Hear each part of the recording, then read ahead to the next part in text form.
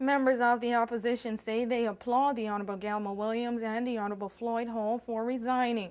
But as for the Premier's recent announcement of his pending resignation, they say they'll believe it when they see it. Until we see the back of the Premier, it's not a done deal, because he's known to go back on his word. So until he walks out the door, until the baton is handed over, then... Leader of the opposition, the Honorable Floyd Seymour, took it a step further, calling on all PNP elected members to resign. We now call on all members of the front bench of the government, including Honorables Williams and Hall, to resign not only from the cabinet, but to resign as elected members of the people.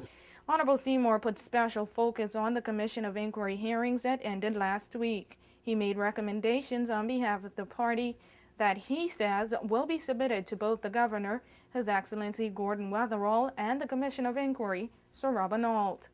It is our recommendation, first and foremost, that criminal investigations and prosecutions be implemented for all persons that have been found to be in breach of any law of the Turks and Caicos Islands.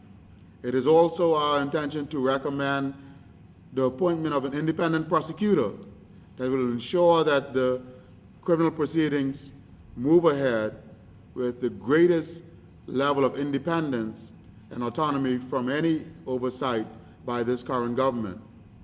Other recommendations included revisiting the Integrity Commission ordinance and reinstating some of the amendments that were made to the original bill. Honorable Seymour says those amendments are loopholes that could allow for corruption. They increased the time that persons had to file their reports from 30 days to 90 days after commencement. They amended Clause 31 of the legislation to increase the limit of gifts from $5,000 to $10,000. The legislation sought to ensure that anyone with gifts over $5,000 had to be reported. They amended Section 38 of the ordinance, changing the provision that was clearly reported as asking persons making a report to the Commission under Section 37(1), which is incomplete or false in any material way, making that a penalty. They've changed it to knowingly making a report to the Commission.